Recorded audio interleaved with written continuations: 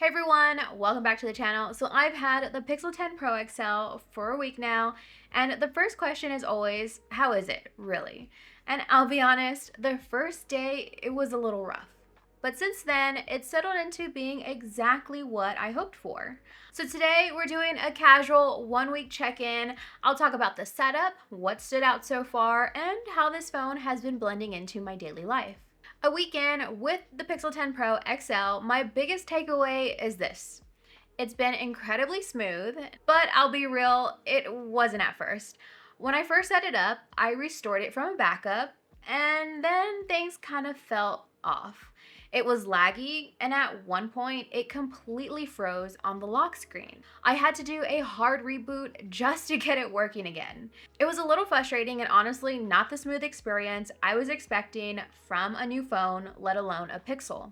After that, I saw someone on Threads mention that restoring from a backup can sometimes cause weird issues, so I decided to do a complete factory reset.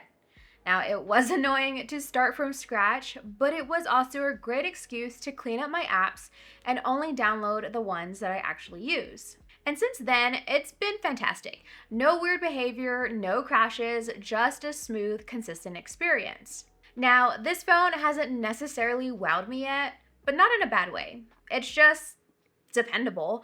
It blended into my day without drawing attention to itself, and honestly, I think that's the Pixel's whole vibe. It's not flashy, it just quietly does its job really well. If you value stability and simplicity, I think this phone nails it. I haven't had to think about it much, and that's the point. You get that clean Android experience, no duplicate apps, no bloat, just simple software that works. I haven't dug into all the AI features or camera modes too much yet. That'll come in my full review later on, but as a daily driver, it's been solid. It feels like the Pixel I expected, which is a good thing. Design-wise, it looks very similar to the Pixel 9 Pro XL, and I'm totally fine with that. I think it looks great. We still have that signature camera bar, which I know some people either love or hate it, but I think it gives the phone a distinct identity. When you see it, you know it's a Pixel. And can we talk about Pixel Snap for a second? Basically, it's built-in Qi 2 magnets, which means MagSafe compatible accessories finally work on a Pixel.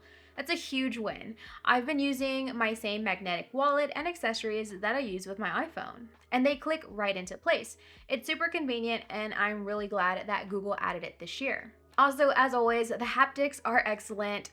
I don't know exactly what it is, but every time I use a Pixel, I'm just like, wow, this feels nice. It's one of those little details that add to the polished premium feel. Now, this year's new Moonstone color seems to be a popular pick. It's like a soft gray blue that a lot of people are gravitating towards. But personally, I lean towards more girly or soft neutral tones that feel a little elevated, and this year I went with the porcelain color. And I will say I am really happy with it. It's not a new color, but it's a personal preference for me.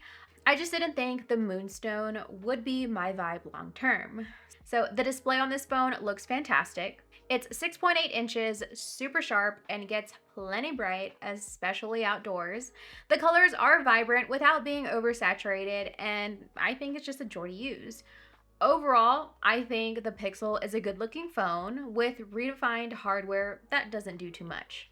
I haven't had a ton of time to take photos and videos, so I don't have personal samples to share just yet, but you know Pixel cameras, they're all about the reliable point and shoot experience. So I'm looking forward to being able to just take a photo without having to worry too much, knowing I'll likely get a good result. And that's a huge win for me. However, I am a little bummed about the early reports on video though. As a content creator, I'd love to have a true all-in-one device, and it seems Google still lags behind Samsung and iPhone in terms of video quality. But I'll definitely test this more soon.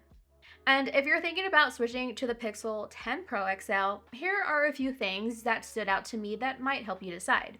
First off, the process to move over is easier than ever. Now, I know I had my little hiccup with my specific backup, but in general, Google's tools make transferring everything over a super smooth experience. You can even do a lot of it wirelessly now, so all of your photos, contacts, and apps are there on your new phone, ready to go. And when you turn on the phone, you'll immediately get that clean Android experience. Unlike some other phones that come with a ton of extra apps you don't need, the Pixel has almost no bloatware. You get a simple, focused software that's designed to work beautifully without all the clutter. Now, it's a little less customizable than something like Samsung's One UI, but that doesn't mean it's a bad thing. It's just a different experience, and some people prefer that.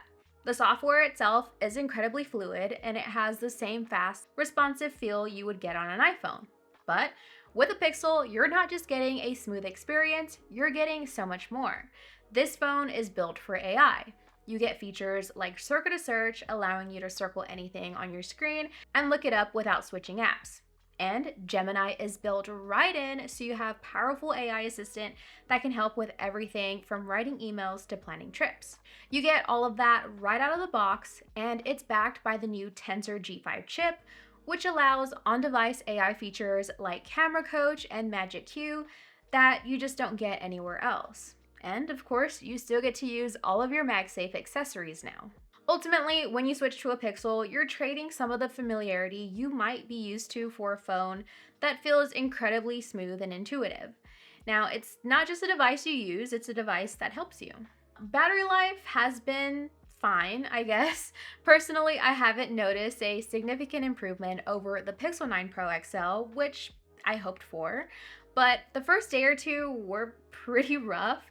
And typically that's normal with the new phone. You have all of the background processes running. Now that things have settled a little bit, it is more consistent.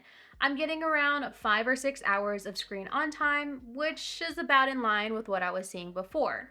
So it's enough to get me through a full day with moderate use. Not amazing, but not bad either. It's holding up, and I'll have to put it through some more heavy-duty tests before I can give my full final thoughts on it. So far, all the AI stuff hasn't dramatically changed how I use the phone yet, but that's what I'm diving into next. Now, a few features really stood out on paper, and I'm curious to see how they'd fit into my daily life. The main one I'm excited about is Magic Q. It's supposed to pop up with helpful suggestions. For example, if I'm in a family group chat talking about dinner plans, I'm hoping it'll surface the restaurant address without me having to switch apps. That kind of context-aware help sounds great in theory, but I think it's just one of those things that just takes time to learn your patterns, so we'll see. I'm also really looking forward to try out Camera Coach with my husband since he got the same phone. Now, it is supposed to help with framing and lighting while you're taking a shot.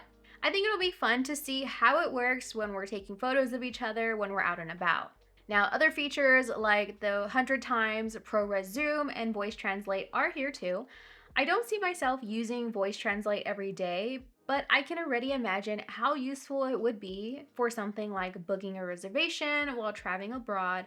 It's a powerful tool to have on hand, and it's nice to know it's there, even if you never use it. The AI features seem helpful without being in your face. I'll definitely be putting these to the test in my full review, and I'll let you know what ends up sticking. Overall, within the past week, I've really been enjoying this phone so far. It feels like a Pixel, and that's a good thing. It's been smooth, reliable, and easy to live with day to day.